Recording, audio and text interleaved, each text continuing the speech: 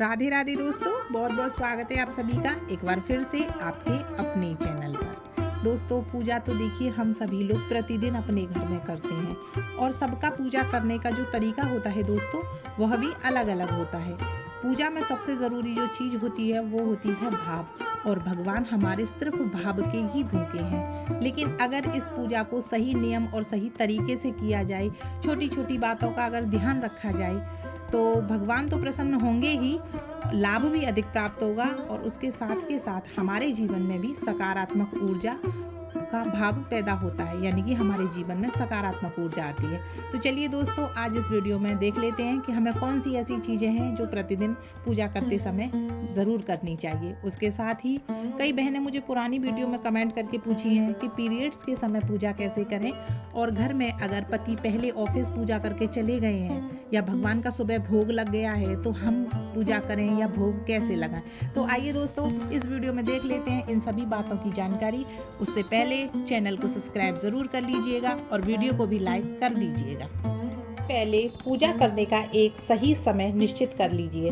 वैसे तो देखिए, पूजा शुभ जो होती है वो ब्रह्म मुहूर्त में मानी जाती है, लेकिन आप सुबह का समय निश्चित कर लीजिए। अगर आपको सुबह समय नहीं मिलता है या बच्चे ऑफिस स्कूल जाते हैं, ऑफिस जाते हैं, पति ऑफिस जाते हैं, तो आप दोपहर का समय निश्चित कर लीजिए।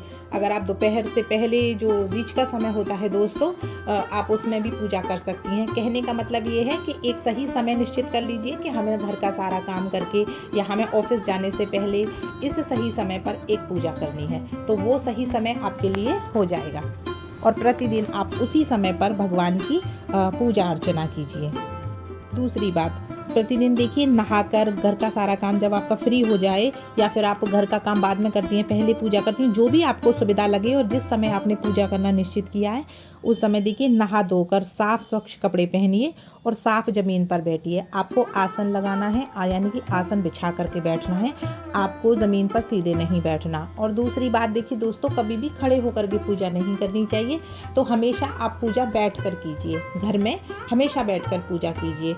और एक ज़रूरी बात और कि या तो पूजा स्त्री करें या पुरुष, अपने सर को हमेशा ढक कर ही पूजा कीजिए। ऐसा माना जाता है कि जब हम पूजा करते हैं और ईश्वर का जो आशीर्वाद होता है वह आकाश में चला जाता है, हमें नहीं मिलता। तो इसीलिए आप जब भी पूजा करें, या स्त्री हों या पुरुष या बच्चे, अपने सर को ज़रूर ढक लीजिए। तो दीप, फल फूल आदि से भगवान की प्रतिदिन पूजा अर्चना कीजिए।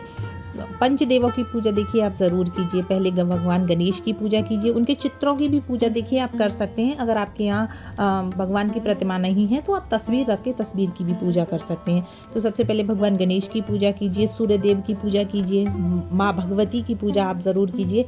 भगवान शंकर की पूजा भी आपको करनी चाहिए। इससे सभी शारीरिक कष्ट और मानसिक कष्ट और विपत्तियों से हमको मुक्ति मिलती है। इसके बाद भगवान विष्णु की पूजा भी आप ज़रूर कीजिए। फिर उसके बाद देखिए खड़े होकर भगवान की आरती आप ज़रूर लग कीजिए। भगवान को देखिए चंदन का तिलक ज़रूर लगाइए। आप लाल चंदन, पीले चंदन का इस्तेमाल कर सकते हैं। माता रानी के लिए देखिए आप कुमकुम भी इस्तेमाल कर सकते हैं, या फिर आप देखिए चंदन का ही इस्तेमाल कीजिए।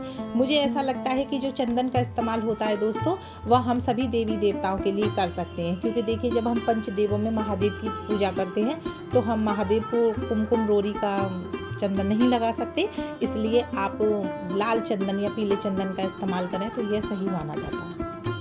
देखिए अगर आपके पास समय है तो देखिए नारायण कवच का या हनुमान चालीसा, जो कि एक बहुत ही लोकप्रिय उपाय है सभी परेशानियों को दूर करने का, उसका रोजाना कम से कम 3 बार पाठ आप बैठ करके ज़रूर कीजिए। इससे क्या होता है कि सारी बाधाएं दूर हो जाती हैं और अटका हुआ जो काम होता है दोस्तों वह भी बन जाता है। इसके अलावा आप ये पूजा करने के बाद चाहें, अगर आपकी जिस भी भगवान में श्रद्धा है उनका पाठ ज़रूर कीजिए।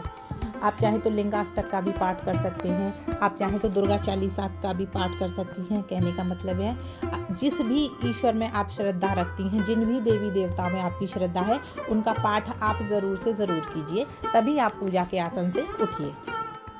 अब बात कर लेते हैं, कई बहनें पूछी हैं कि दीदी घर में मंदिर में सुबह पूजा हो जाती है तो हम दोपहर में कैसे करें। मान लीजिए आपके छोटे बच्चे हैं, आप सुबह में जल्दी नहा नहीं सकती, पूजा नहीं कर सकती, आप दोपहर में करती हैं, उससे पहले सास ससुर मंदिर में पूजा कर लेते हैं या पति करके चले जाते हैं ऑफिस, तो आपको कैसे करनी है। तो देखिए, जब सुबह मंदिर में पूजा हो चुकी है, भगवान का स्नान हो चुका है, उनको भोग लग चुका है, आरती हो चुकी है, तो फिर आप उनका फिर से भोग मत लगाइए, फिर से उनकी आरती मत कीजिए, फिर से उनको स्नान मत कराइए। आप दोपहर में, जबकि आपने समय बनाया है दोपहर का, तो आप दोपहर में नहा धो करके भगवान के सामने एक दीपक ज़रूर जलाइए। सुबह दीपक जल चुका है, कोई बात नहीं, आप दीपक ज़रूर जलाइए।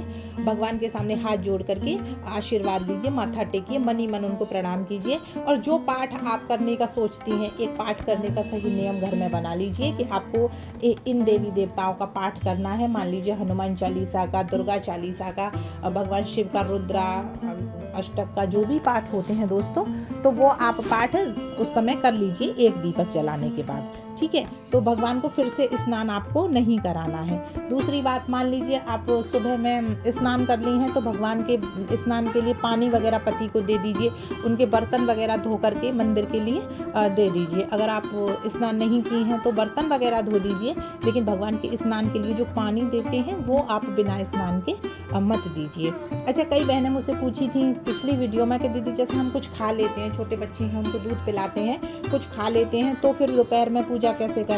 तो देखिए, ऐसे दोष नहीं लगता है। अगर आपका छोटा बच्चा है तो आप दूध पी लेती हैं, चाय पी लेती हैं या कुछ खा लेती हैं, तो कोई बात नहीं है, क्योंकि घर में जो पूजा होती है ना दोस्तों, वह भाव से होती है, और मंदिरों में जो पूजा होती है वह पूरे विधि विधान से होती है। तो मंदिर की पूजा का और घर की पूजा का जो भाव होता है वो अलग अलग है।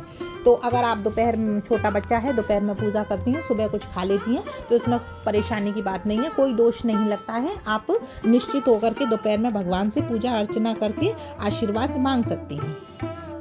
प्रश्न और मुझे पूछा था कि दीदी पीरियड्स में हम पूजा कर सकते हैं या नहीं। तो देखिए, जो महीने के दिन होते हैं, जो पीरियड्स के दिन होते हैं, उनमें आप घर में किसी से पूजा अर्चना करवा दीजिए, आप पूजा मत कीजिए। मान लीजिए पति से करा दीजिए, सास ससुर उनसे आदि से करा दीजिए।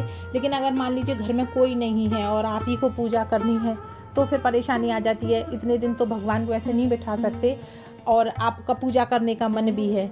तो देखिए, आप एक काम कीजिए, घर में अगर कोई छोटा बच्चा है तो उससे घंटी वगैरह बजवा दीजिएगा, ठीक है। और एक दीपक, मतलब मंदिर का दीपक नहीं, एक पुराना दीपक जो कि दीपावली के दीपक जैसे बचे जाते हैं आदि, एक दीपक आप जलाइए, भगवान की दूर से ही आरती कीजिए, और उसको मंदिर में ना रख करके किसी भी दिशा में रख दीजिए, यानी कि दक्षिण दिशा में रख दीजिए या किसी भी घर की अन्य दिशा में या दहलीज वगैरह पे रख दीजिए, लेकिन उसे मंदिर में ना रखिए। अगर आप पूजा नहीं कर पा रही हैं, ये नियम तब के लिए है, जैसे घर में कोई नहीं है पीरियड्स के समय, तो मंदिर को 2-4 दिन के लिए ऐसे नहीं छोड़ सकते, तो फिर आप दूर से ऐसे कर सकती हैं। लेकिन अगर घर में कोई है तो उनसे पूजा कराइए, आप पूजा मत कीजिए।